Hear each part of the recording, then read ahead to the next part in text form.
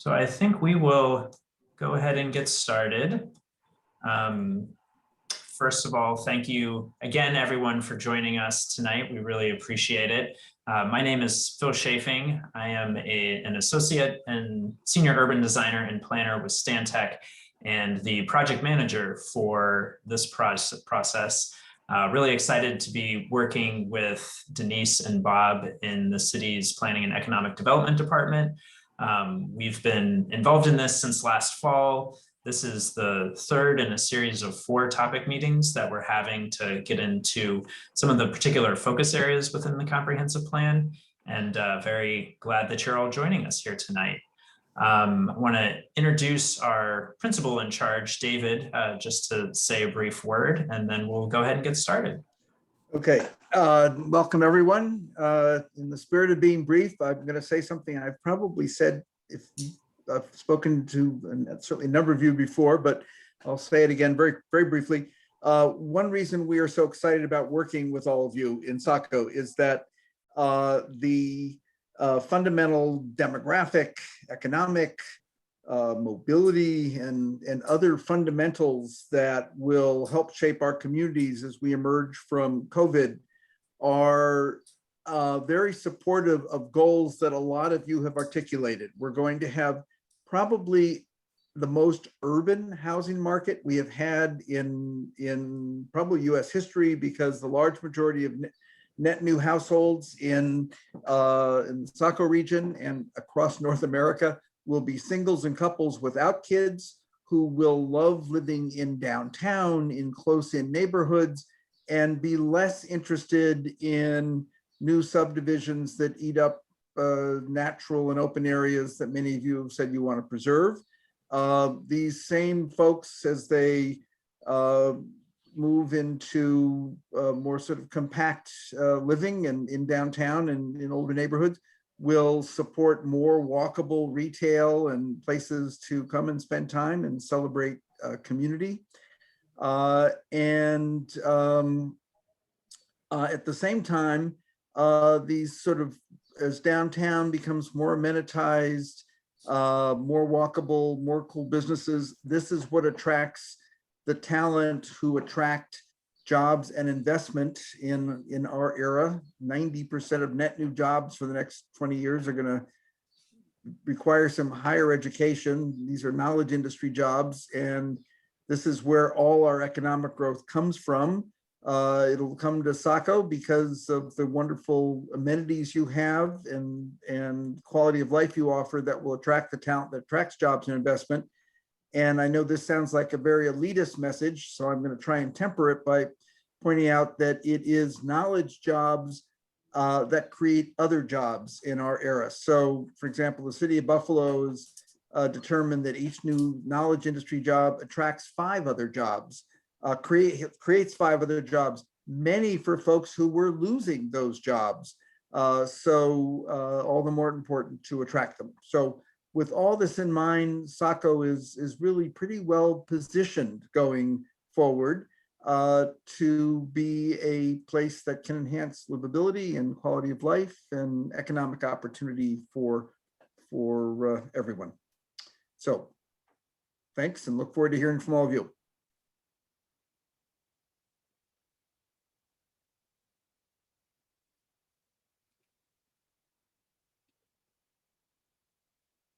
Did we lose Phil? I think we did. Oh, gosh. Okay, well, I can advance. Please do. Yeah, thanks. Yeah, I'm Mark Norman. I'm working with the Stantec team and really happy to be working in Saco.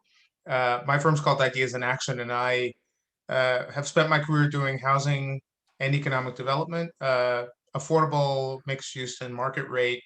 And so I'm really excited to sort of talk about opportunities today. And really nothing is settled. This is really about having a discussion about the opportunities and the possibilities, and also overlaying with it sort of the current trends, demographics, and other data about housing specifically in Saco. So today what we'll do is we'll talk about what a successful housing strategy looks like. There's a comprehensive plan right, that we're updating. There is new zoning that's put in place basically about a month ago. And we also have our existing housing stock. So we're going to just set the stage by talking about some of those things. And I'd like to throw out a number of questions, but I'm also very happy today that we have the Xanten group to have a panel discussion about on the ground real housing development that's happening right now in all sorts of ways. They do housing in a variety of locations in Maine, and they do it in a variety of different types, from adaptive reuse to new construction to infill development. So we'll talk to them about that before going to breakout groups to talk specifically about how all of these things that we're going to talk to you today about might impact the comprehensive plan and how we move that process forward. So just for a kind of project timeline, this process started a couple months ago, and this is the moment where we're exploring topics. So there was already a workshop similar to this on downtown, and this one will be on housing, and they'll inform a draft plan which will be available for comment, and then that leads to the final plan toward the end of the year. So we're here right now in spring in this kind of topic exploration, which is why we really want feedback from you on sort of your thoughts on housing, where it goes, and sort of how and where it develops. So the downtown meeting happened on April 22nd. Transportation and mobility happened on April 29th. Some of you were probably there. So this will run relatively similarly around housing.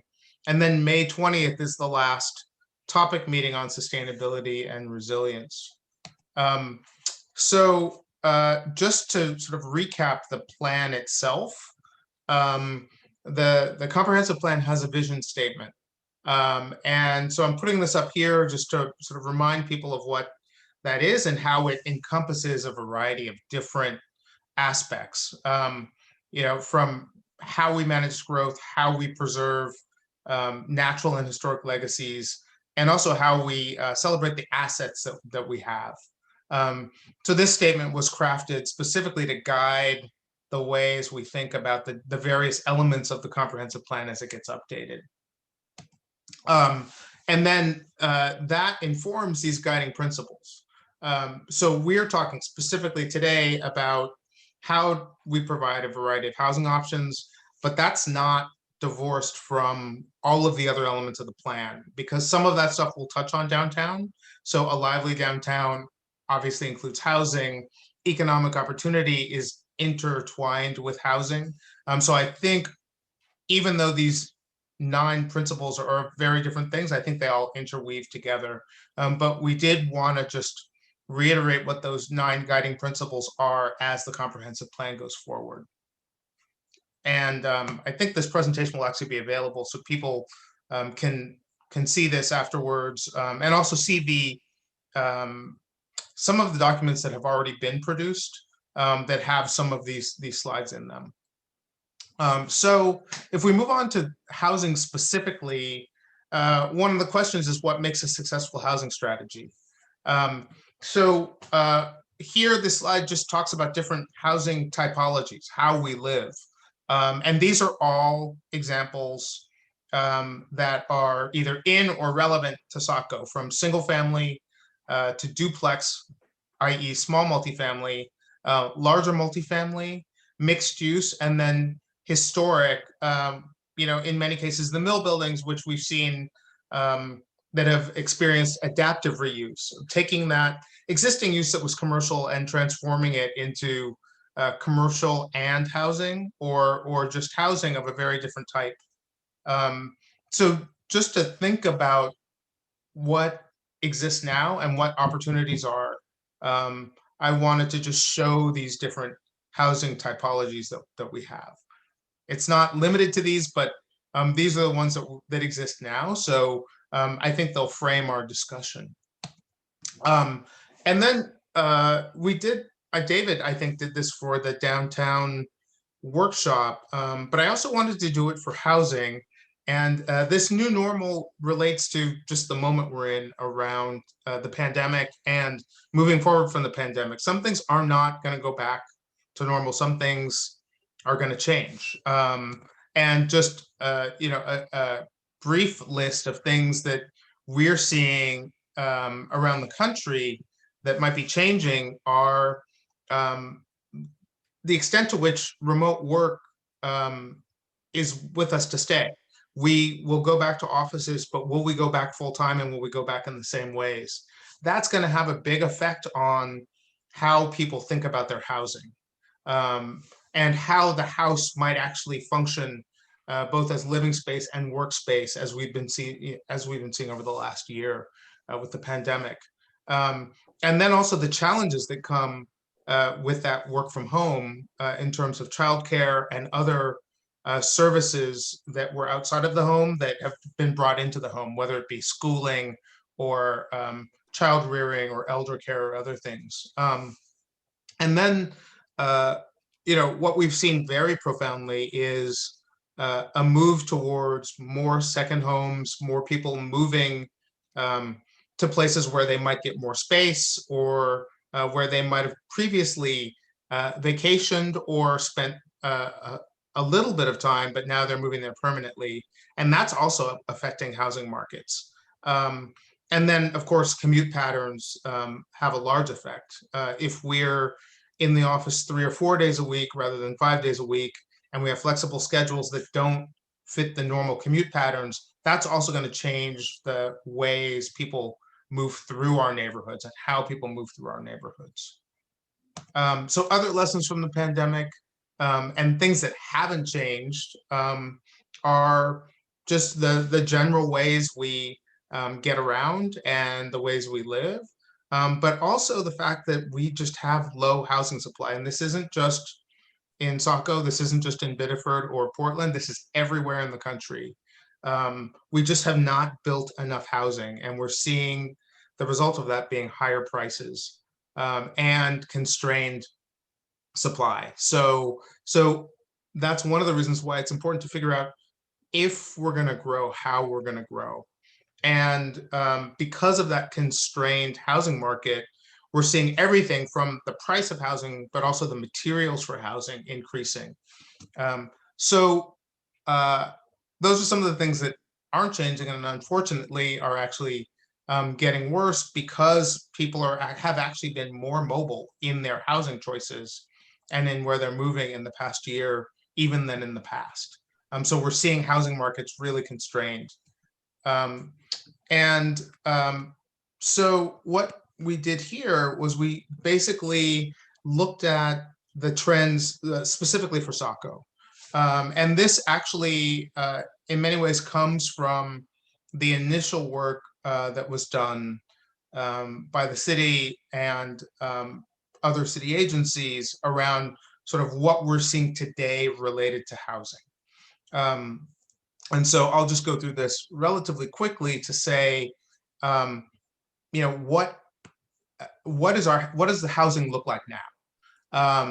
And so majority single family detached housing, and then followed by attached multifamily, relatively small. So you'll see sort of the 9,400 or so housing units. And I apologize, this is from 2017, but we do show some of the growth between 2017 and now, that the majority is single family. And then the next biggest chunk is really the small multifamily, the 2 to 9 unit building, with a much smaller slice that's more than 10 units, and then a very small slice that's 50 units.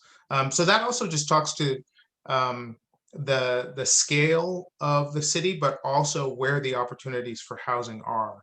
There just aren't a lot of opportunities for large scale multifamily. So that's also one of the things to discuss as we think about this plan and as we think about where housing goes in the future. And then in terms of housing tenure, the majority, not surprisingly, because the majority of housing is single family, the majority of that housing is also owner occupied. There is a pretty significant portion of renter occupied housing, but really the majority is that owner occupied housing. And then there is some vacancy, but really not much at all, and not much compared to other places around the country. So the other thing that we just wanted to talk about was affordability. And I always like to differentiate affordable housing, which is the housing we build specifically so that people of various incomes can have housing that's safe and decent and affordable for their income, and general affordability, which just means given your income, whatever it is housing affordable to you. So with a median income in Saco of around $67,000 for a family of four, the median home price is around $319,000. If by federal definition, which says that families shouldn't spend more than about 30% of their income for housing, no matter what their income, affordable home prices given homeowner median incomes should be around $220,000. This, of course, changes. We're in a low interest rate environment right now, which makes it easier to borrow more money. But it also means that there's a gap in some ways for the people that want housing that they can afford and that won't make them rent burdened, meaning paying more than 30 or in some cases more than 50% of their income towards their housing. And if we look at renters, the median renter income is lower than homeowners at $48,000. And the median rent is around $1,700 for a 2-bedroom apartment. What would be affordable under the kind of federal guidelines, about 30% of your income towards your housing. For somebody at that $48,000, a family for that $48,000 annual income would be more like $1,200. So part of the discussion today is also how do we create housing matched to incomes? Obviously, people are buying housing and renting housing.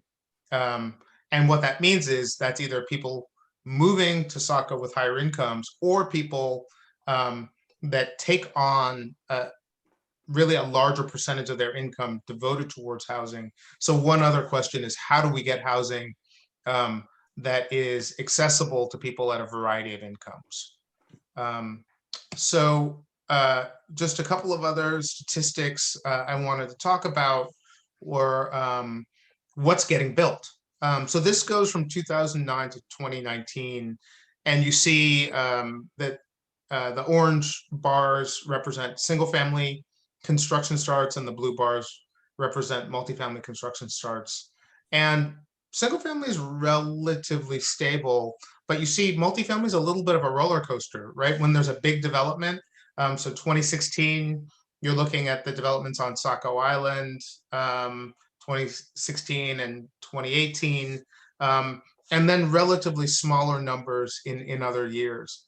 So the multifamily number is really up and down, whereas the single family number is relatively consistent.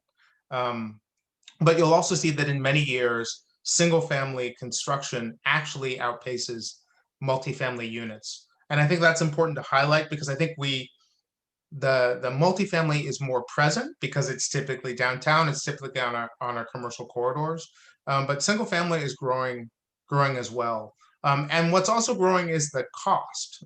So we don't have 2020 and 2021 in terms of single family construction costs, but all indications from around the country is that cost is going up substantially given the demands on lumber, demands on labor. So those prices are actually going up. So these numbers are actually going to be much higher when we get them for 2021. And then housing, of course, is also tied to jobs. So thinking about the job growth over the last 5 years, this once again stops at 2019, but job growth has been relatively strong. And what are those jobs? So, to David's point, in Saco specifically, those have been sort of the professional jobs, but also light industrial manufacturing and logistics, but then also healthcare. And so those jobs are creating other jobs, but these are the jobs that are driving some of the growth in employment.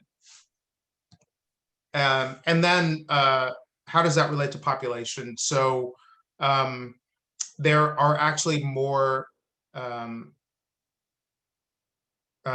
people than the job opportunities. So that could mean a number of things. That could mean more commuters, so people moving to Saco but commuting other places for work.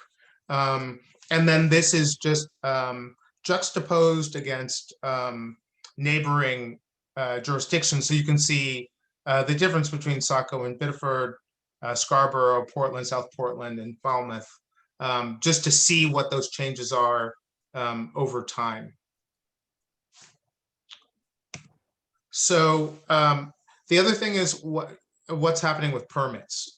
So once again, the single family in many years outnumbers the multifamily. But in some years, multifamily will take a jump at a big development, typically the adaptive reuse of mill buildings or a large multifamily complex. But as you can see, the single family is much more consistent across the years than the multifamily, which is a little more varied. And then the new zoning has actually just passed in April. And I apologize because this is very small, but you can see sort of the zoning is a way of outlining where growth should happen and how it happens as codified by the code. And so, one of the strengths is the big rural conservation area, a relatively compact downtown, and then coastal housing, but then also the Route 1 corridor. So I put up the zoning map just to show sort of, in real time, just past what the zoning is. That means that's really telling us what the opportunities potentially are for housing. So the question that we want to talk about today is where those housing opportunities are. And of course, there are housing opportunities other places, but in terms of actually increasing the number of units, either through new construction or infill or adaptive reuse, there are some very specific places I think to focus on. On the other side of 95 is where a lot of the single family growth has happened. At a certain point, you don't have water and sewer, and you have those 2-acre lots. So we're outlining that because that's where growth has happened, but that growth is going to be relatively low density and not a lot of units. The other places are downtown, downtown adjacent, the 2 circles on either side of downtown, and the Route 1 corridor. So one of the things we want to talk about today is just what are the specific opportunities and housing types already in each of these places, and what are the possibilities over time for how that changes. And so one of the other things David talked about was just changes in family composition. So the question is, for our historic housing stock, what happens to that stock over time if, let's say, there are fewer number of families and more single or couples that might be delaying having children. So when we look at downtown, we have the current conditions, and then what are some of the opportunities? So there are many opportunities, but just for the point of discussion, there's the possibility of infill, of mixed use, of repurposing historic structures, and also adaptive reuse like the mill buildings. And in some cases that means adding a story or replacing 1-story buildings with 2- or 3-story buildings. But downtown is the place where that denser housing potentially could happen. And then just some examples of how that's happened in both Massachusetts and New Hampshire. but also happening, in Scarborough and Biddeford is, the way that infill might look. So these are just some examples of downtown infill development that sort of blends with the existing context. And then in these downtown adjacent neighborhoods, right, still walkable or bikeable to downtown or a very short drive, you have less density, but still relatively dense neighborhoods. And so in these places, the opportunities might be small scale multifamily, right? Your townhouses, your 1 or 2 unit buildings becoming 3 or 4 unit buildings, for example, and infilling, or the possibility of accessory dwelling units, meaning what we used to call the granny flat, or the extension to the house, or a separate house on the lot that might be a rental unit, or might be for a child coming out from college or an aging parent. And then also along those kind of automotive corridors, the potential for actually adding housing to what typically now is a single use kind of condition. So this is just an example of some of those current conditions and how that infill has happened in other neighborhoods. And so once again, some notions of sort of the slightly larger scale multifamily, larger than the townhouse, but then also duplex or fourplex or sixplex buildings. And then on the Route 1 corridor, which is mostly single-use commercial, there have been transformations of, in some cases, dying shopping malls, in some cases, formerly automotive strips, into something that's more walkable and mixed use. So those are also potential opportunities, also provided by some of the zoning changes, to acknowledge that these places are in many cases already walkable, but not necessarily as pleasant to walk in as possible, but have the possibility to become walkable places.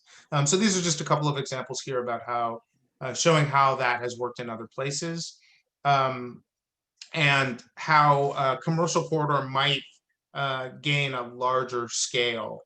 And I'm very happy that the Sanson group is with us today, because they'll show us some of the projects that they've done and how that works.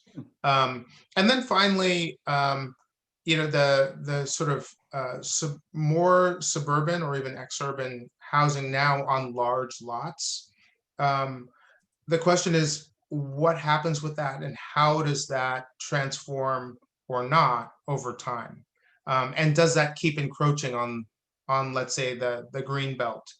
Does that keep putting pressure on water and sewer systems? So the housing that's there now, is there a way to think about how that housing transforms? For example, like David said again, if family types are changing, whether it be aging populations or an increasing number of couples delaying children. So just an example of the large lots and potentially infill there over time.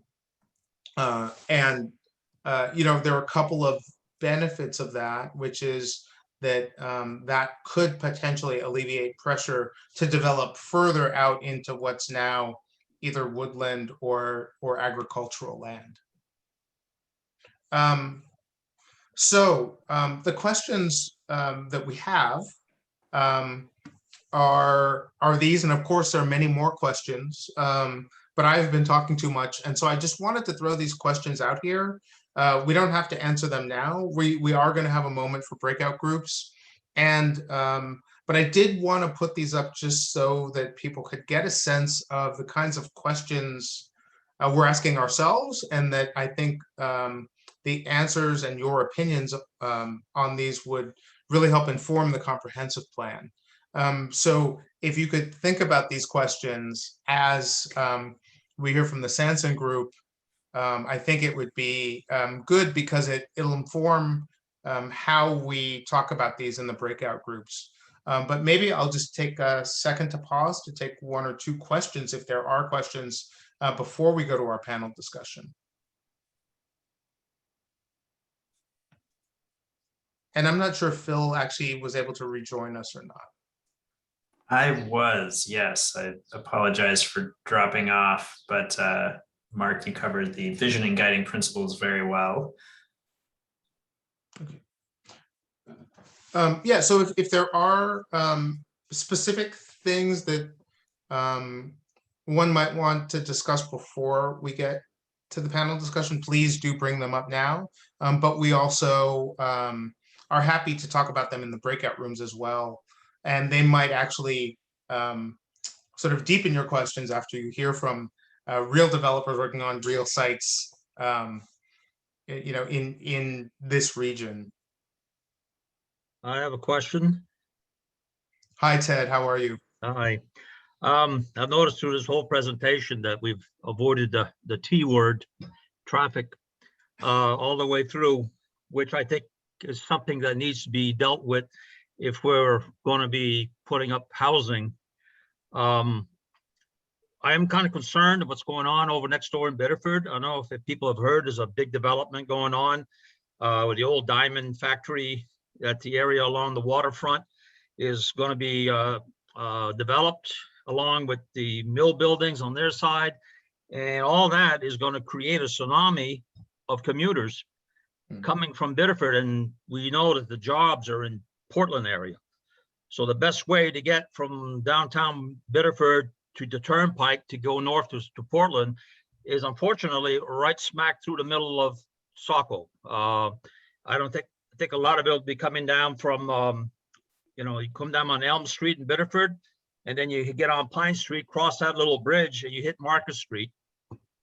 And Maple is big enough to handle traffic, but then once you hit Bradley, those little streets that will get you access to the Turnpike are just going to be, right now they're overwhelmed. And if I just can't see how we can make plans for developing until we've solved that. I mean, I've been to many meetings where housing has been voted down, and the war cry has always been traffic, traffic, traffic. And despite the fact that we've been hearing this war cry for decades now, we have not done anything. So we have high hopes and great plans or whatever it is, but until we take care of that traffic situation, it's going to be some very, very ugly planning board meetings when somebody tries to bring a development on to the board. No, I think that's actually a great point. And you know, I think in a perfect world, we would have all of the workshops together, except nobody has that much time in one evening. But transportation is an element of this plan, which hopefully gets interwoven to think about some of those issues you're talking about.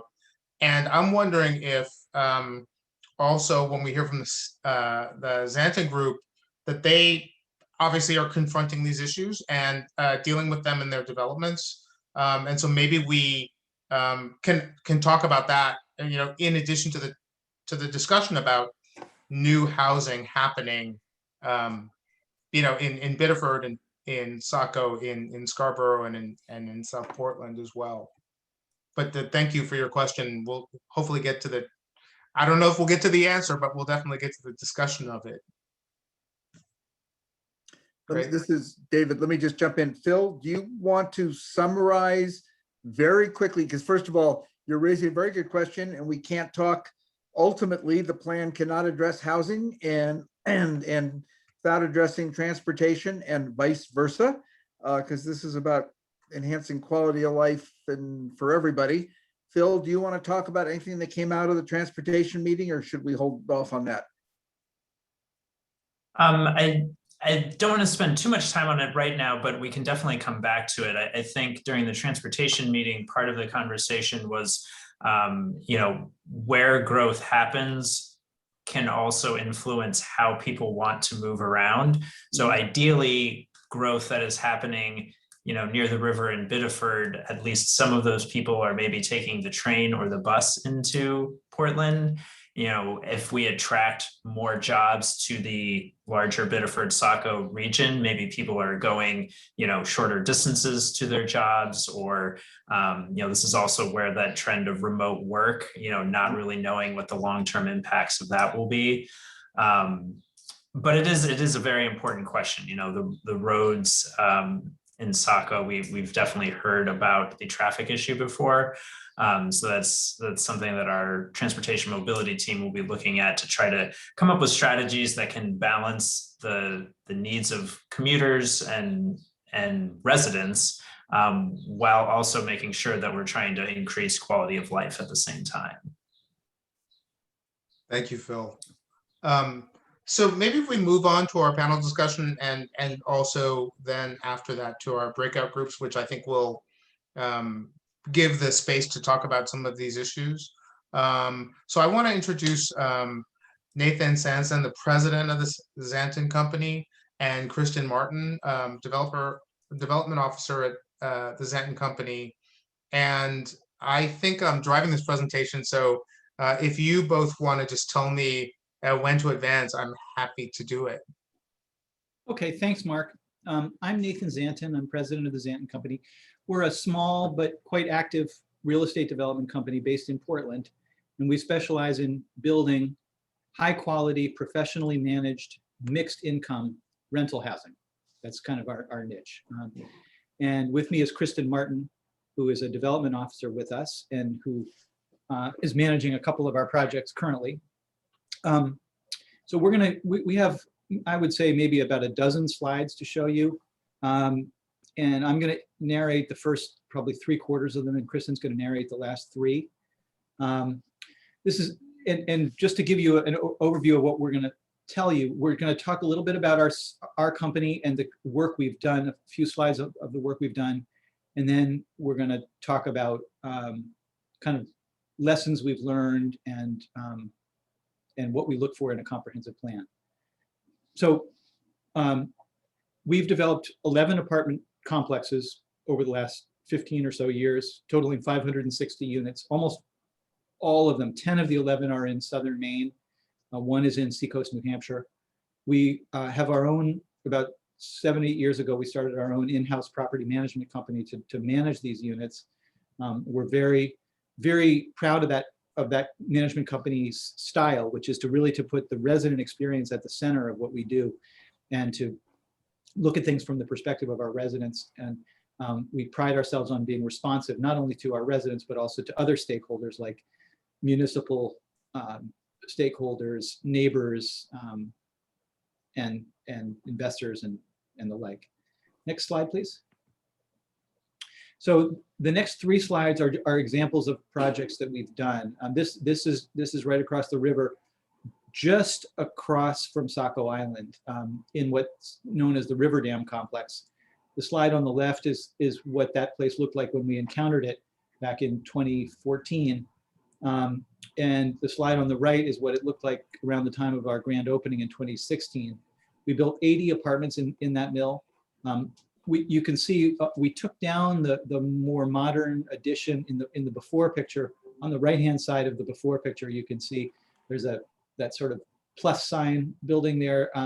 That was built in the 1930s, and it was obscuring the 1860 era building that you can see on the right-hand side of the after picture. And so we took that down and we kind of restored the building to its original look and feel, and built a courtyard in the middle. Next slide, please. This was in Bath. It was it was built in very, very hurriedly, just on the eve of World War II, when the government was building ships at a huge rate and bringing shipbuilders into Bath to work at Bath Iron Works, and they were bringing their families, and that meant lots of new children who needed new schools. And so this school in the upper left-hand corner was built actually with 100% funding from the federal government, because it was so important to build these ships quickly. But by shortly after 2000, it was looking like what it looked like there in the upper left, and it was decommissioned. And by the time we encountered it in 2015, it was all boarded up and it had been recently vandalized, and it was really not contributing aesthetically or economically to the city. So we did a complete historic renovation of it, as you can see in the slide at the bottom of that screen. We also added 29 apartments to the right of what you're seeing that's not in that image. So it was both adaptive reuse and new construction. And like all of our projects, it's mixed income. So it has a mixture of affordable and market rate units, with the predominant number being the affordable ones. Next slide, please. And this one we completed. Kristen was the project manager for this one in Auburn. We completed it about a year ago, and it was built on a municipally owned parking lot that you can see in the upper left there, in kind of the middle of that image. It was very little used except when the library, the Auburn Public Library, which is about a block away, had a very large event. Then it would get used as overflow parking. But it was right in the middle of downtown, and really needed, the city really decided they wanted more density in that area. So they kind of dangled it in front of us for a good price. And we built 48 Hampshire Street, which you can see on the right, in the lower right, which is 53 apartments. And parking is there to the left of the building, and also kind of near where the photographer was standing when they took this picture. Next slide, please. This one, I think, is the last one we'll show you. This is one that we have gotten permitted in Old Orchard Beach. We've gotten permitted. We've received a TIF, tax increment financing, from the town of Old Orchard Beach, and it's now heavily into design. Kristen is also the project manager for this one. We're nearing the 90% complete plans stage now, and we're looking forward to putting this out to bid. Although we're not looking forward to current construction pricing, because it's just going crazy right now. But it's on the site that you can see in the upper left of this slide, which is it's going to be built back in the woods there, and we're going to be retaining that parking lot, which was the parking lot for the Toussignant Funeral Home. It's located in a great location, right in the village center, kind of halfway between Town Hall and Old Orchard Street, which is kind of the main shopping street, and the shopping plaza that has a Shop and Save and a post office and a hardware store. So it's very, very walkable. It's a few blocks from each of those. It's on a bus line, and it's an 8-minute walk from the beach. So it's going to be 55 apartments for households headed by somebody who's 55 years or greater. So that's what's known as the term of art in our business is an elderly project, even though I'm 60 and I don't consider myself elderly, but it's called an elderly project. We think actually the median age is going to be probably in the high 60s or 70s, low 70s there. So that's called Milliken Heights. And next slide. This is just showing you some of the typical amenities that we have in our buildings. Starting in the upper right, we always have a community room, and then moving around clockwise, we have offices for our property, an office for a property manager and an office for a resident services coordinator in our buildings. We have indoor bike storage in almost all of our buildings. We have laundry in all of our buildings, coin operated laundry with a folding table, which becomes kind of a communal space. And then a fitness center in almost all of our properties, unless it's right next to a gym. And actually, even in the math case, we were right next to a YMCA, but we still built a fitness center there in case someone didn't belong to the Y or it was a really bad weather. Next slide, please. So these are just some samples of what our apartments look like inside. And we sometimes say that we build Chevys. We don't build Cadillacs. We don't build Audis. It's very kind of basic transportation. Gets the job done, and it's offered at a very affordable price. This is kind of the typical of the fit and finish that we have. Next slide. A bedroom. This is 53 Danforth Street in Portland, looking towards the waterfront. Next slide. Typical bathroom. And next slide. This is our most recently completed project. This is an apartment in the Furman block in the West Bayside neighborhood of Portland. It's near Bayside Bowl, if you know where that is, about a block west of Bayside Bowl. Next slide. Now I'm going to turn it over to Kristen to narrate the remainder of the slides that we have, and then we're happy to answer any questions that you may have. Great. Hi, everybody. So I'll just go over some lessons we've learned as we've worked through these various projects. The first thing is proactive communication. We always make sure to reach out early and often. We start with stakeholders like city managers, people that work in the planning and economic development offices, Maine housing representatives, and any other funding sources we think we might need for a project. And then we go right to direct abutters, people who are going to be right next to where a proposed project would be located. We always try to meet one-on-one with direct abutters to hear concerns and answer any questions they have. And then we try to have a lot of public meetings where sort of the larger neighborhood and even the whole community can come and hear what we're proposing and have an opportunity to answer questions. And we actually find, I mean, other than just reaching out to the community, there's a lot of benefit for us because a lot of times our project plans evolve based on these conversations. You know, the town staff might have an opinion on if a project should be age restricted or if it should be open to all ages. They may have opinions on what bedroom sizes are most important to that community. If there are any shared parking options, neighbors a lot of times will, you know, request a fence go up on a property line that would make them feel more comfortable with the project going in. And those are all things that we're more than happy to consider for a project. The second thing is just having staff support. You know, having the city manager and the city planner and town councilors on board for a project is very important. We want to make sure that we're proposing a project that is consistent with what they want to see and what the town needs. And so asking them to be part of the vision is really important for success. The third item is transparency. So when we are in a position where we need to ask for things from the town, like changes to the zoning or a tax increment financing agreement, we have to make sure that we're completely open with the people involved in those decisions. So we will sort of open our books, so to speak, with the council members to make sure that they can see the full picture of why those asks are needed and not just wanted. So we try to keep that very clear. You can go to the next slide, Mark. So the next thing is zone changes.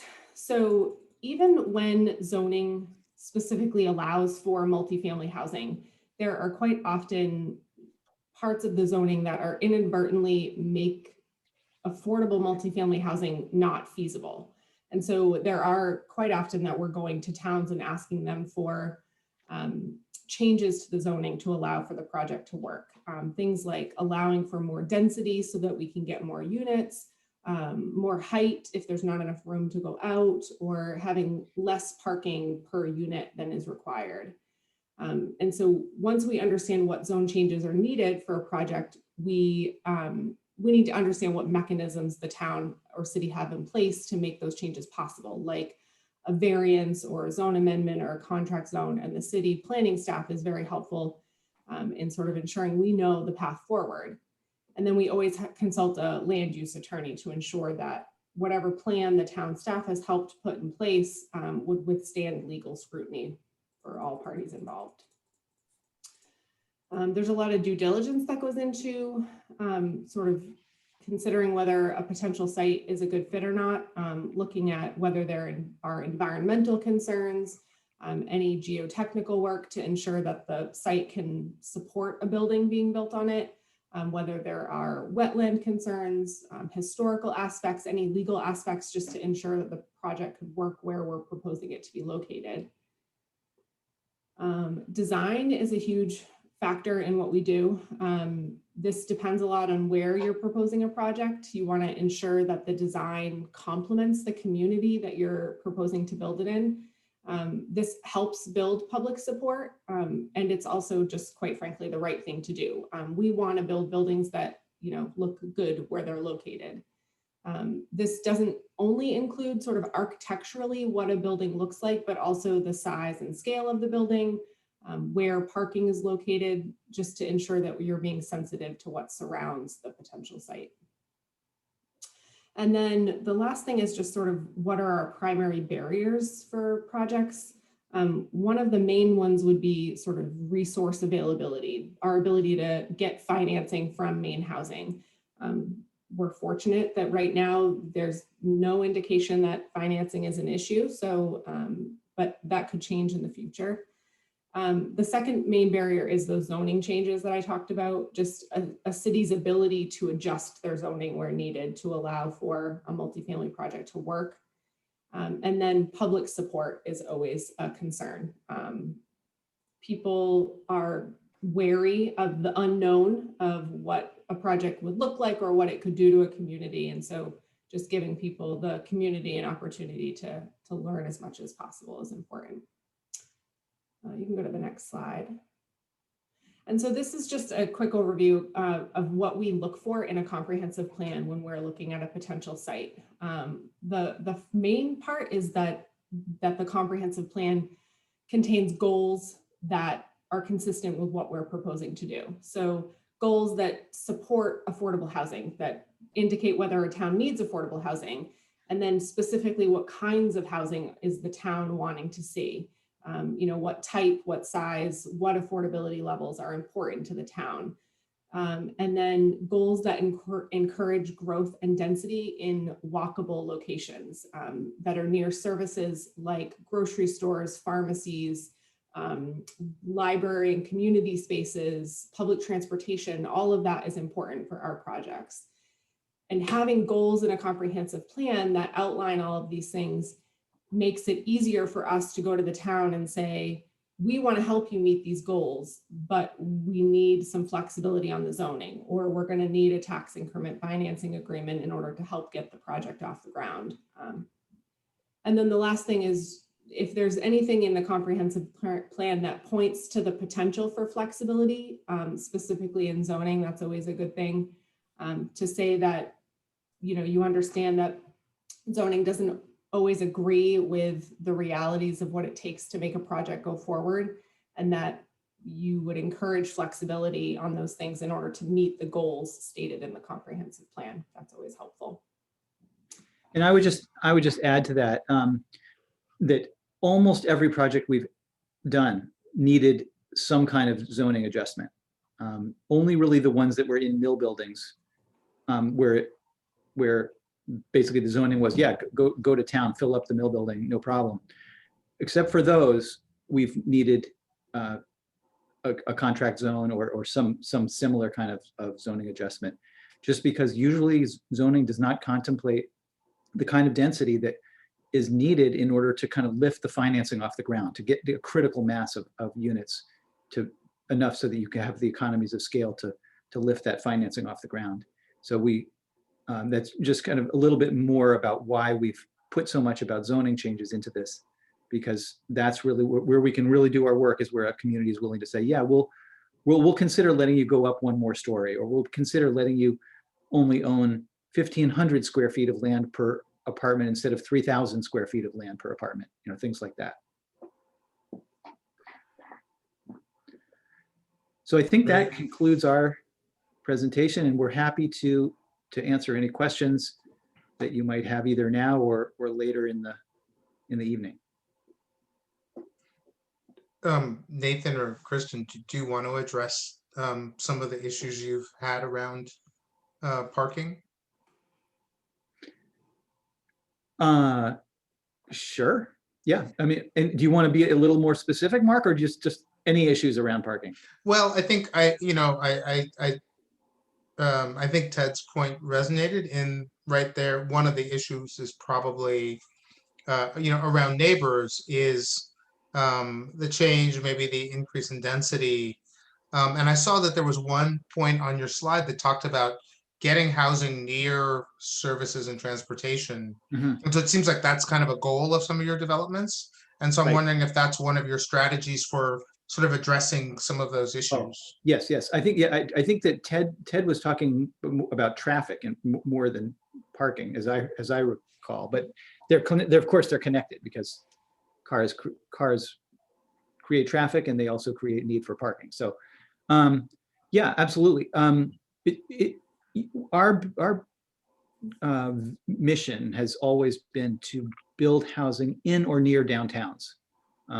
We want to try to help communities who've already spent the money to create a downtown and create the infrastructure that supports a downtown in the form of streets and sidewalks and electric lines, phone lines, gas lines, parks, all of that infrastructure.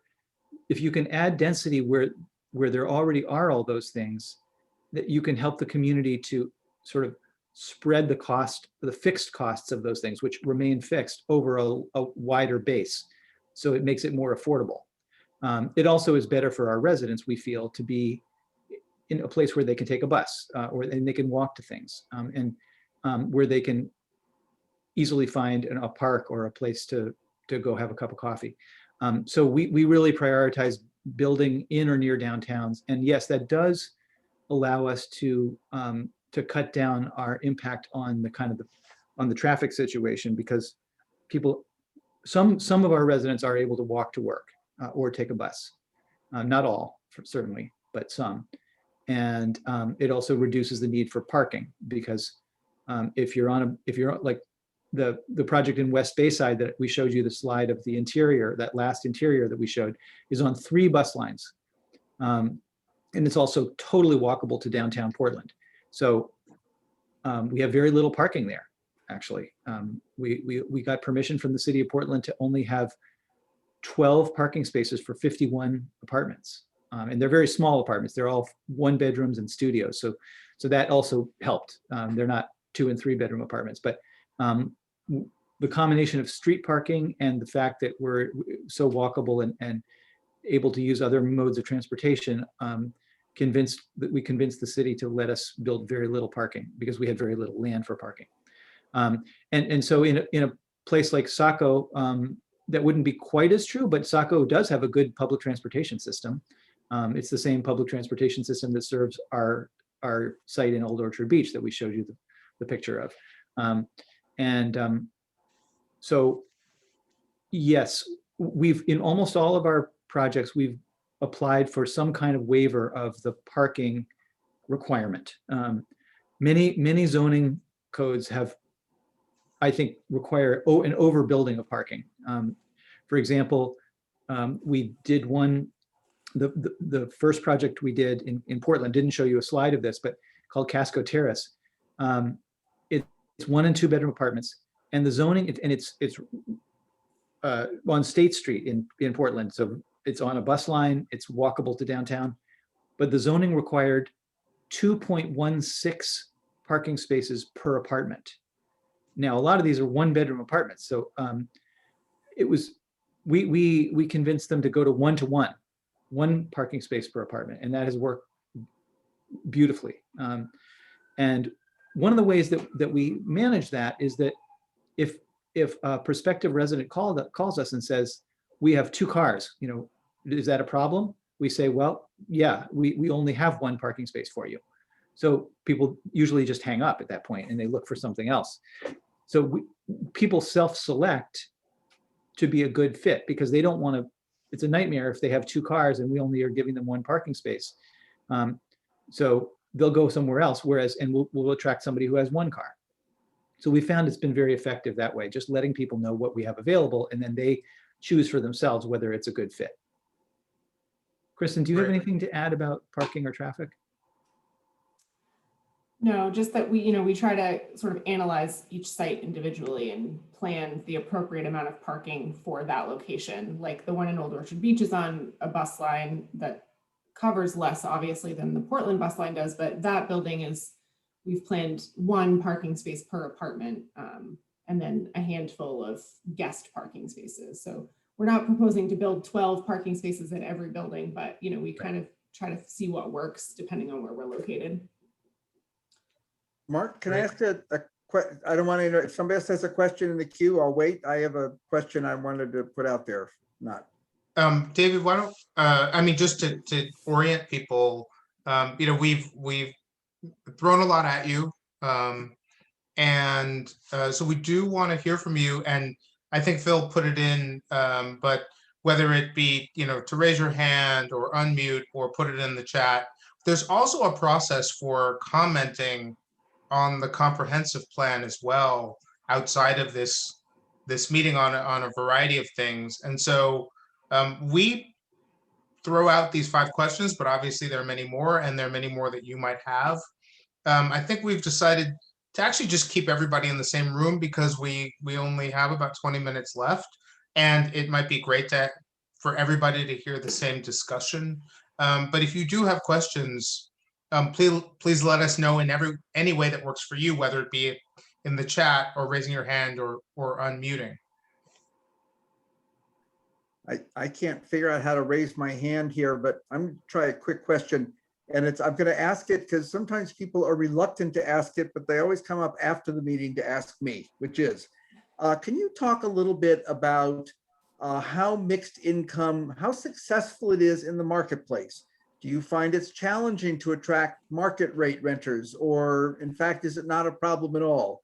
And talk a little bit about the folks who rent the affordable units, you know, what kind of jobs do they have, things like that. So these are the tough questions. I'll start, and then Kristen, I'd like you to pipe up because Kristen has, before she worked on our development side, she was a property manager and then director of property management on our management side. So she's got a lot of insight into that. I would say that we have never had a problem filling our market rate units. We never beat around the bush or keep from anybody the fact that it's a mixed income property, if anyone asks, but we don't make a big deal of it. We try to build housing that reads like market rate housing. And so that if someone drives by, they're not going to think, oh, that's a low income building. We want it to read like market rate housing, and just happens to have low income units in it. I think that there are some people who call and say, you know, is this a low income building? And we'll say, you know, yes, we have, you know, a certain number of units set aside for people who are below a certain percentage of area median income. And they'll say, okay, thank you, and hang up. But the ones that don't hang up are generally fine with it. So it's another case of sort of self-selecting. If some people who are not into that, they just go elsewhere. But the people, if they are not fazed by it, we don't find that it's a problem once we're managing the building. Kristen, would you agree with that, or do you have anything you want to add? I would. I think, I mean, I as Nathan said, I worked for the management company for quite a few years, and I'd say I could count on one hand the number of times someone asked anything about the low income units and having an issue with it. All of the units in our building look the same, so there's no visual way to tell the difference between a market rate unit and an affordable unit. And therefore, there's no real way to tell the difference between a market rate tenant and an affordable tenant. Once they're in there, you don't know who your neighbor is and whether they're a market rate tenant or not. And so there really aren't any issues. And you have issues with market rate tenants and you have issues with affordable rate tenants. There's really no difference. Tenants are tenants. As far as what kinds of tenants, you know, what kinds of people live in affordable apartments, you know, there are people who work the jobs that you encounter every day. They're the cashier at the grocery store, the CNA at the hospital. They are single parents, you know, just raising kids and doing all they can.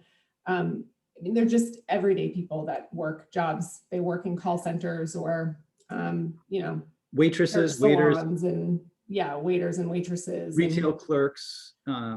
Right. Yeah. People who work in food services, janitors, and also people on Social Security, like retired people who only have Social Security. Yeah. I'll just note you're reinforcing something we hear from a lot of not the folks who do necessarily what Mark does, but the folks who actually look at market demand for housing. And what they have increasingly told us is that diversity, this is not how life worked for most of my long professional career, but the diversity is much more of a positive in the marketplace than it's been historically, that folks like to live and feel like they live in a real community full of all kinds of folks. So sort of testing that out, and thank you. I see there's a couple of questions in the chat. Mark and Phil, if it's okay, I'll just jump in and answer those. We Sure. do have on-site management. There are offices at all the buildings. And so we have a property manager who spends at least one full day a week at a property. And there's a resident services coordinator who is available for tenants who may need help figuring out what resources they may have available to them. Everything from, how do I know where the bus is going to take me to I lost my job. Do you know where I could sort of start looking to find one, or anything in between? And then we have maintenance that's on site as needed for addressing that kind of thing. And then there was a question about background checks. And yes, we do background checks on all prospective tenants, criminal and credit, and landlord references. So we do all of that as well. I'm actually curious about people's thoughts about the various parts of Saco, and if people have ideas about sort of growth or types of housing in downtown versus, let's say, on the Route 1 corridor versus, let's say, North Saco, and ideas around that. Sorry, Mark, are you talking about, so what we might propose in those different locations for? Oh, I was talking most like to the larger group. Oh, okay. Just right, because I think we have existing housing stock now.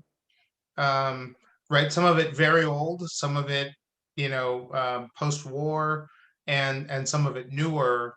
And so that's going to have to be rehabilitated over time. It's going to have to change over time, just because families are changing, work is changing, and other things are changing. So it will change, right? Like we saw the mills get redeveloped into housing. We saw some mansions, right, get redeveloped into small multifamily. So I'm wondering where people think that, well, one, where the growth might come from, and then what it might look like. And I also see that Jane has raised her hand, so feel free to unmute and ask a question if you'd like. Well, I was going to make a comment as far as what the vision might be for some of the citizens. And, I can speak for myself and my family. So definitely refurbishing, reusing what is currently available is, that's a win-win for everyone, I think. It supports city growth. It supports, filling empty buildings. It helps with housing. When you're looking at outside the immediate downtown area, I think a consideration of what Saco has offered, looking to the future, yes, but also looking historically as well as currently, and what people love about the city of Saco. I don't believe the city of Saco wants to become the city of Portland. So that is definitely, I think, a very well shared feeling from everyone. So that would be a big consideration. So I think a lot of natural buffering would be required if you're going to break out into other areas. Don't just strip everything down and build these large buildings. So that, I think, is a big concern. And not to say that's what you would do or others, but I do think the reality is for any developer, the bottom dollar and not the community itself. So that's a concern. It has to consider the community, current, a little bit of past, to keep that love of Saco and look to the future. Thank you. Great, thank you. Those are great points, and that's partly what we're working to do with this comprehensive plan, is to through the vision and the principles and hearing from you at these meetings and online, is so that anyone who is interested in coming here and providing more housing, has a sense of those important principles and goals that the city residents are looking for. Because that also, to the question of sort of natural self-selection, that will help attract a certain type of developer who is, interested in those sorts of things as well. Note Kristen's comment that, I think Kristen, it was you who said that you're very interested in what your host community wants. And I will say unequivocally that a community that says what it wants attracts better developers who like developing in places where the city or the host is a community, is a partner that says what it wants. If it's not possible, then the developer will say, can't do that, but here's what we can do. But you're in a much better position, and frankly, attract developers who you'd probably like to see working in your community if you say, this is what we want. Mhm. And I would just add that I think Jane sort of answered and got to some of the issues of the first question very well, right? To think about reusing existing structures, to think about how you buffer, because the population will grow. And I guess the question is, how does it grow?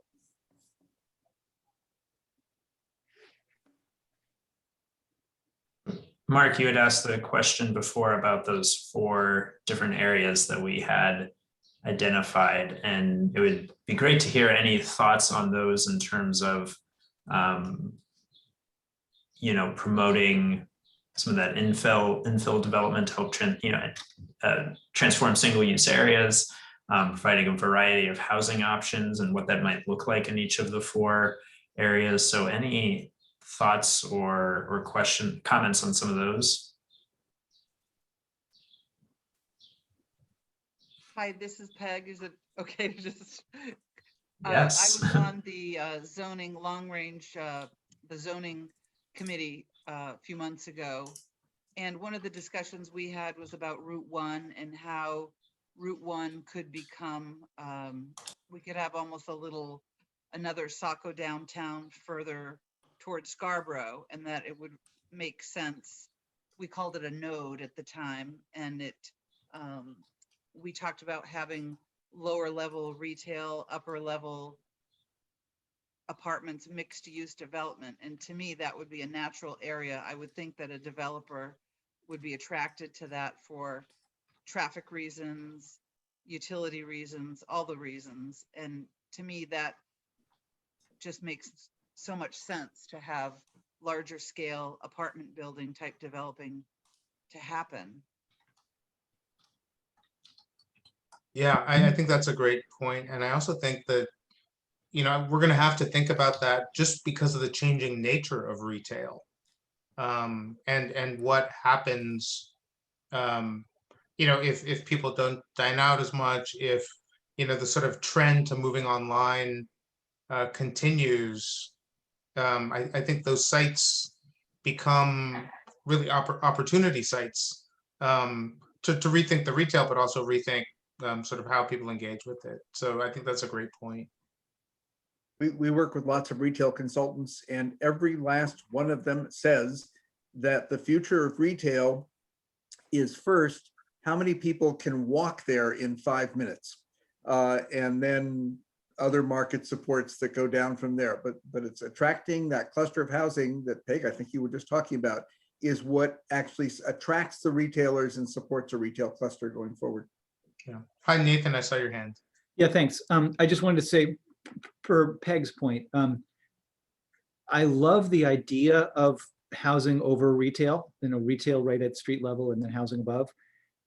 Just from a developer's perspective, that's really challenging right now because of what you alluded to, Mark. The changes in it's a couple of things. One is the advent of online shopping, Amazon and the like. It's putting a lot of pressure on retail, and retailers are closing more and more and shrinking. So there's that.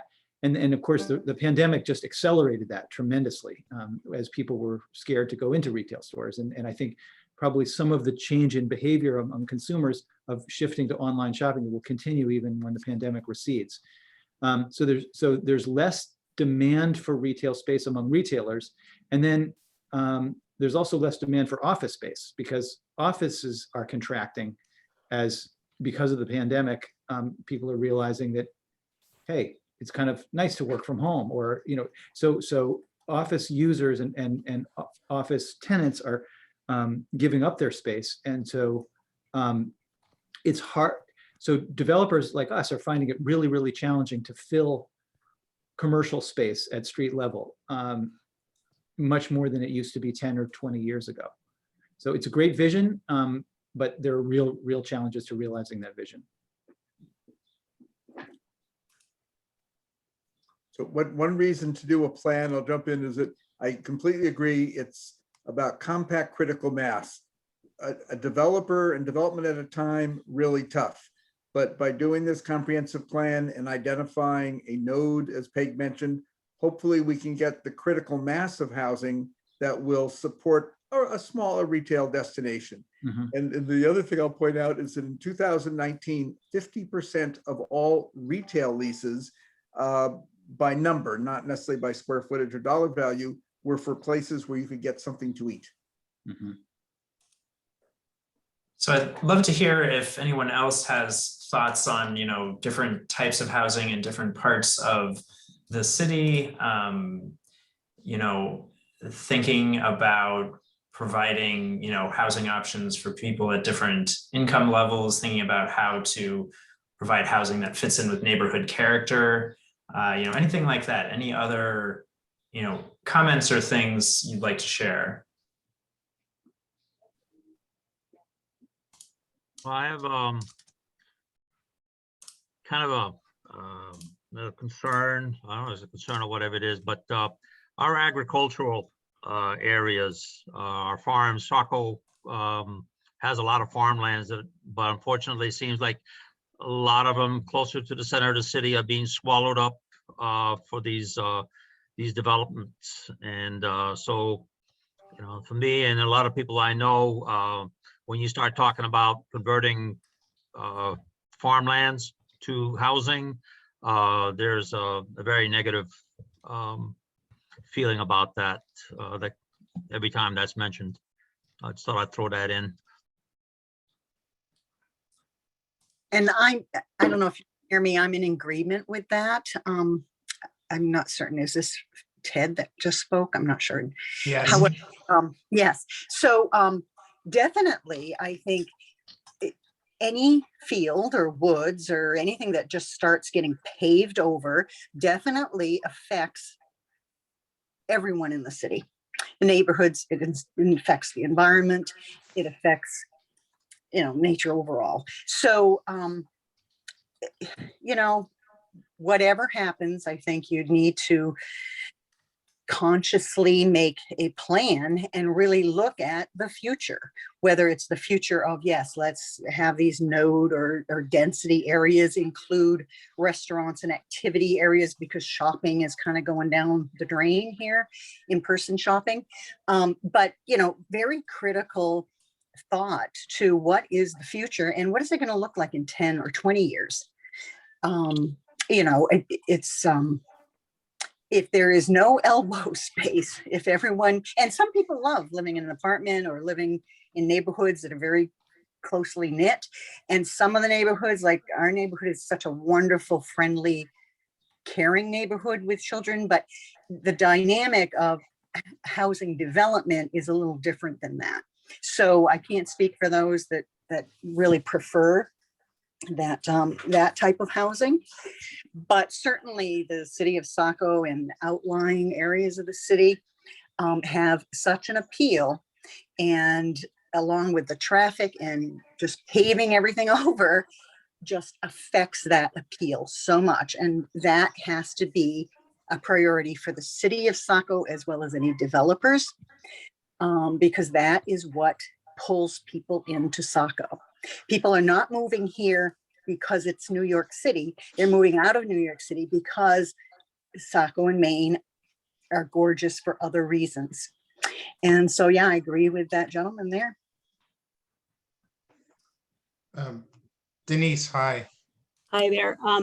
So one of the things, the ugly elephant in the room is, goodness gracious, we cannot attract housing or people that will bring a couple with 2 or 3 kids to impact our school system. And so, you've got the younger generation, you've got the seniors, everybody's being taken care of.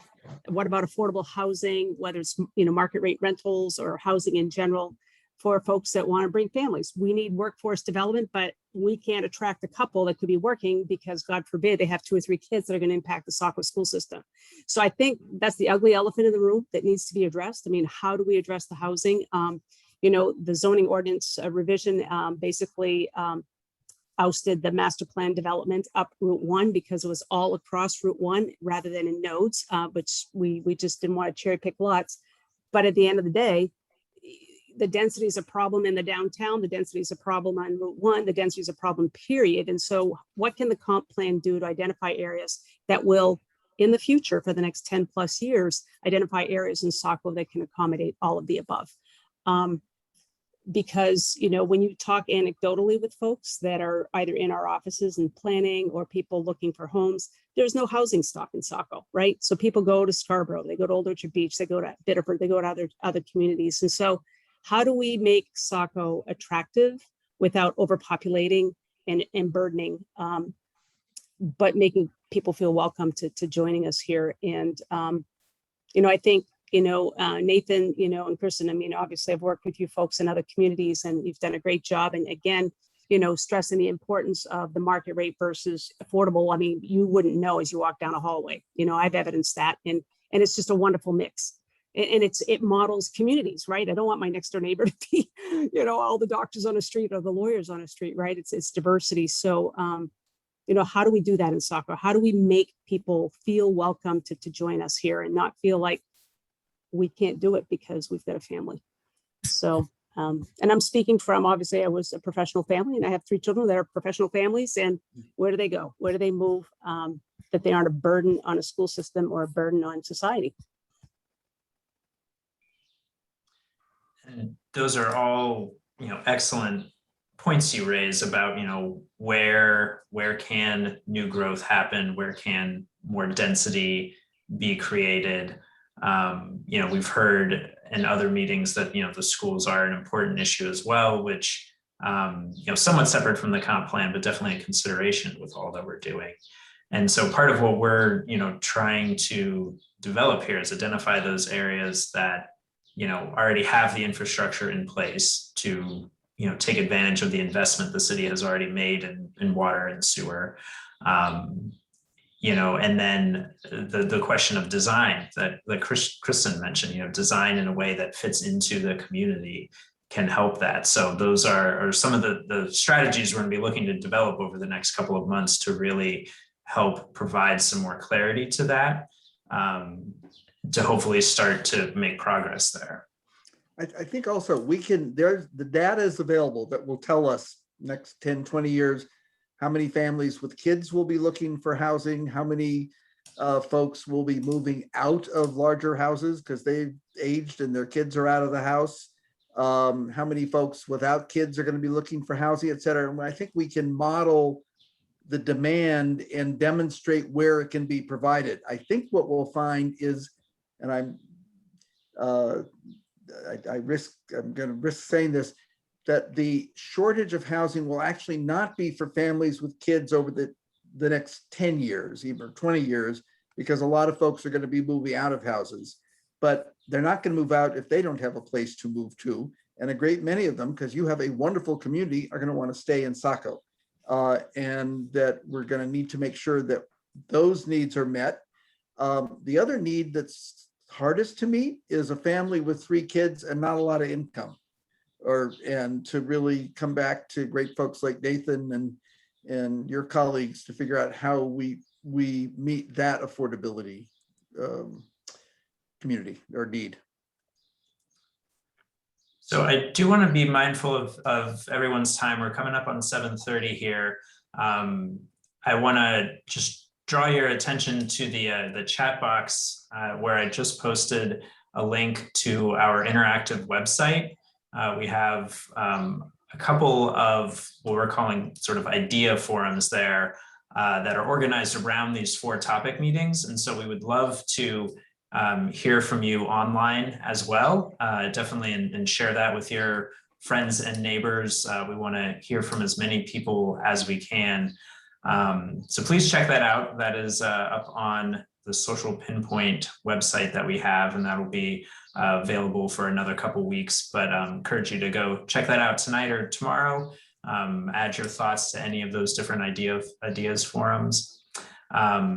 Reminder about our meeting next Thursday, and then finally, I believe David and myself will be able to hang around for a little bit after 7:30. I think Mark has another commitment to get to, but if there are other questions, comments, anything like that, we will stick around for a little bit. So we'd love to still hear from you, but I do know that it is 7:30 and people have other plans as well. So thank you very much for your time. We really appreciate it.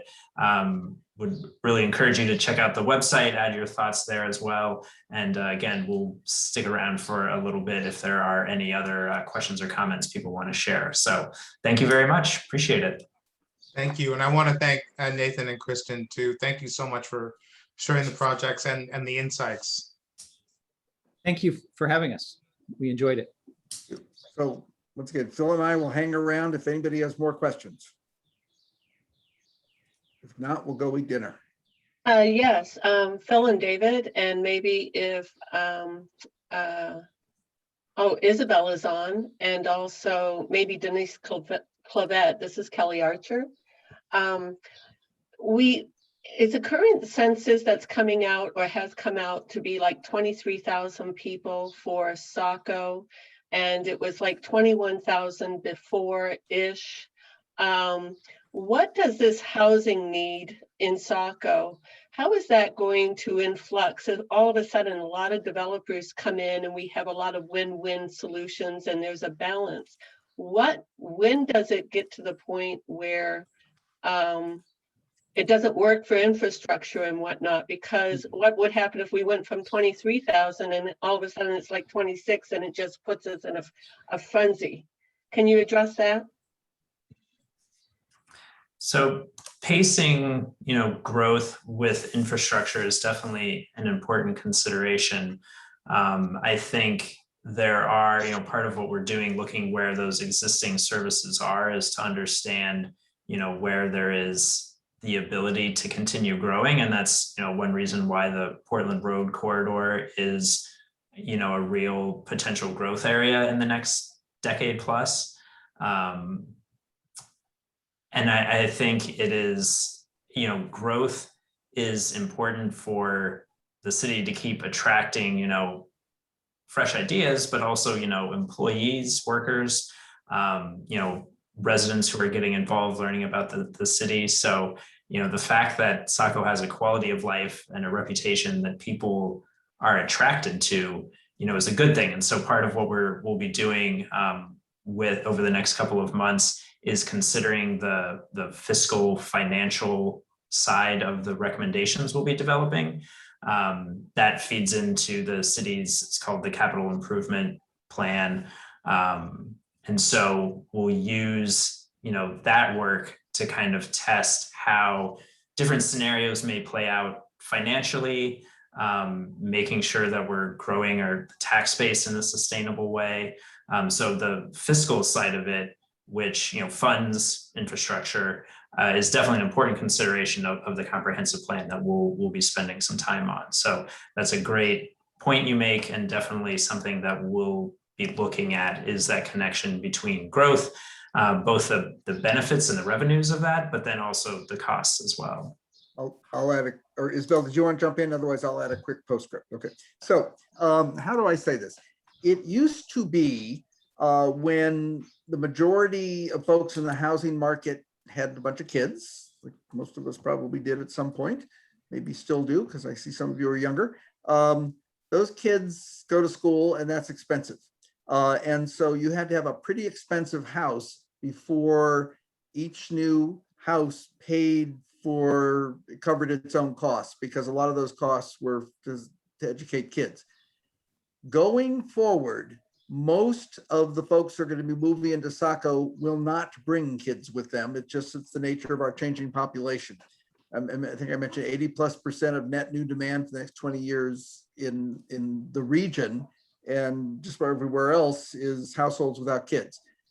Now, for the first time in my professional life, a building like the ones that our guests here developed are actually are now net contributors from a fiscal standpoint. In fact, very recently, a 20,000 feet of new housing will produce a better fiscal outcome than 20,000 square feet of office, for example.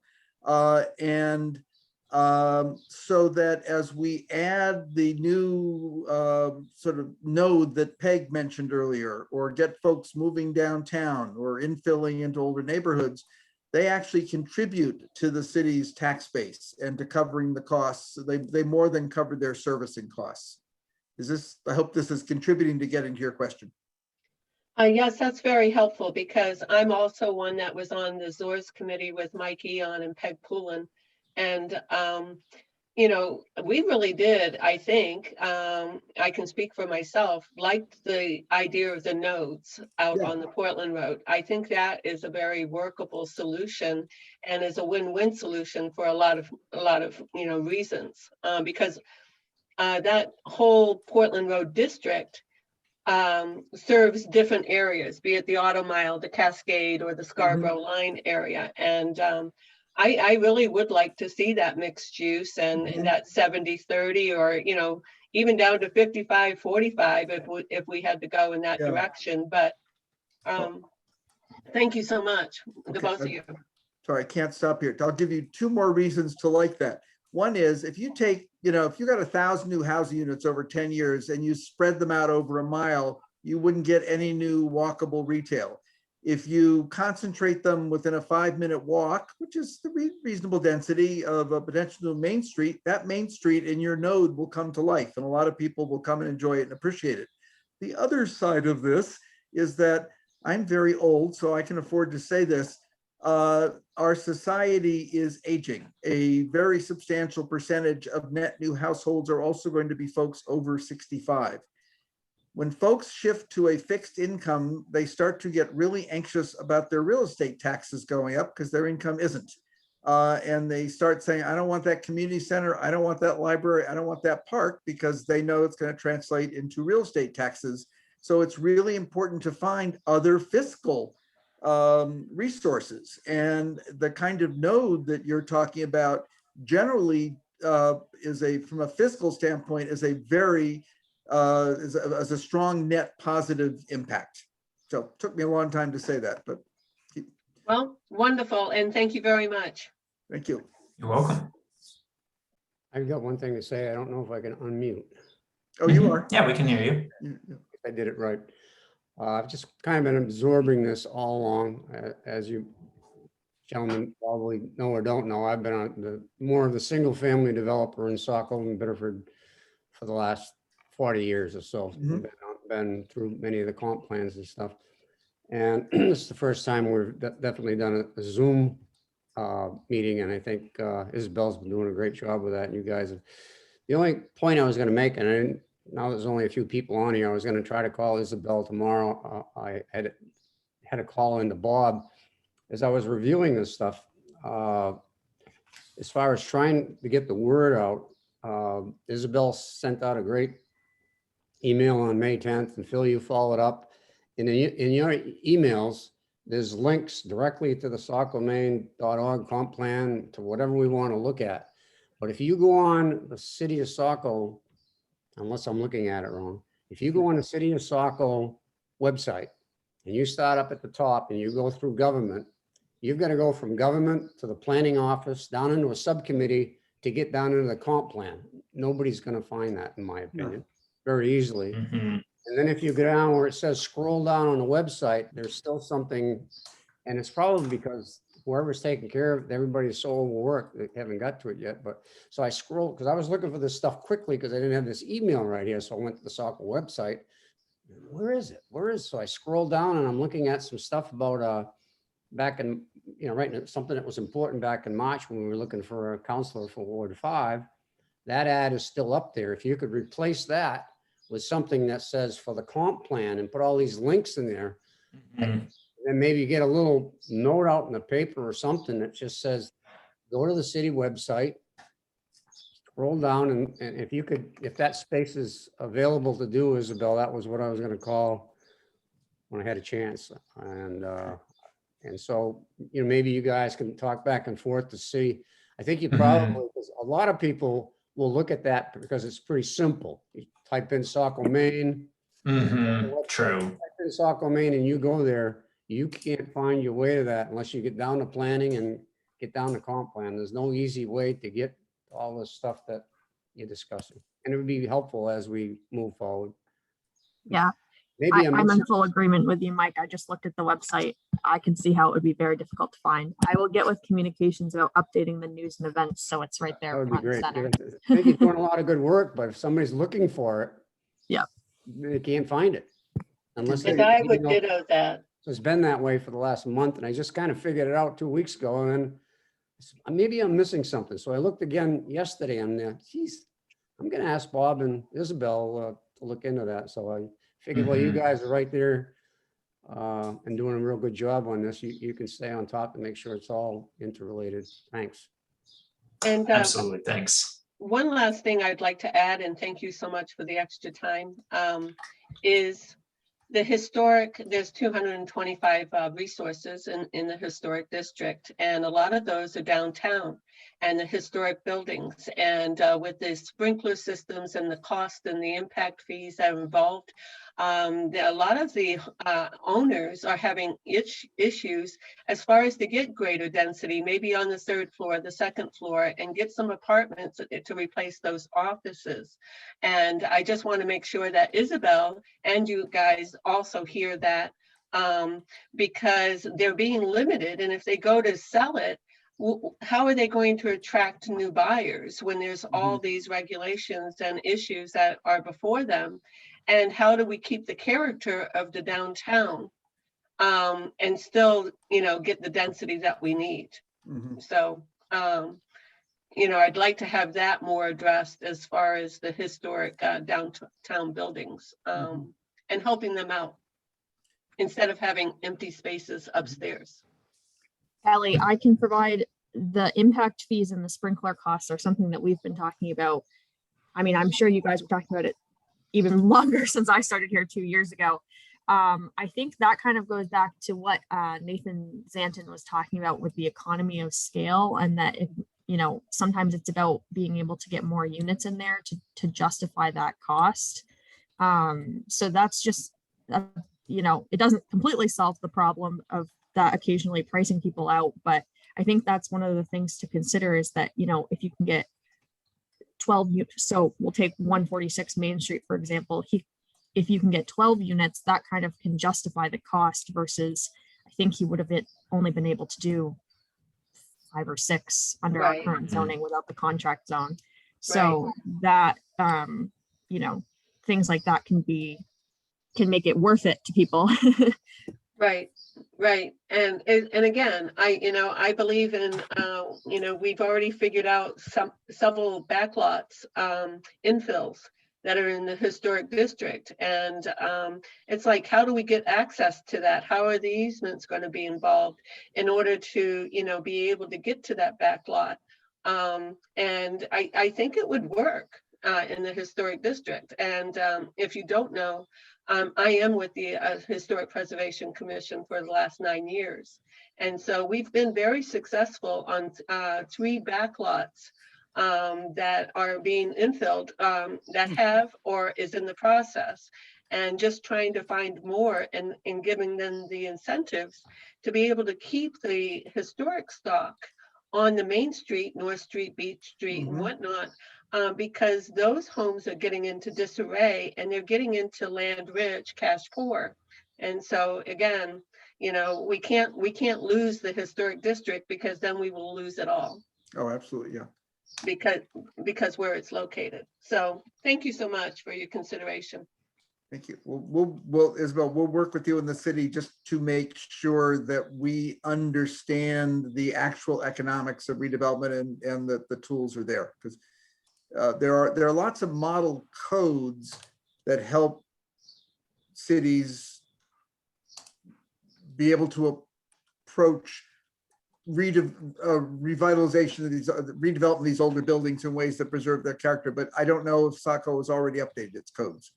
And it may be, just, we'll figure out with you where the problems are. Okay. Thank you. Well, I just want to say thank you people for all you've been doing for Saco and the planning staff and Isabel behind the scenes. A lot of stuff going on. I mean, there's been a lot going on, as much as I can ever remember in short staff. So I appreciate it. With that, I'm gonna go have a little snack and get an early morning tomorrow. So I'm going to sign off shortly. So thanks again. Thank you very much, Mike. Appreciate it. Jane or Kelly, did you have anything else? If not, we can wrap up here as well. We appreciate the thoughts on everything, the historic district, the website, the growth on Portland Road, and all these are all helpful things for us to hear.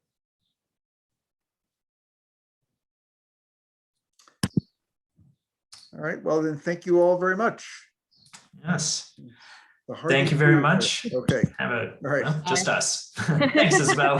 Bye. Thank Bye. you so much.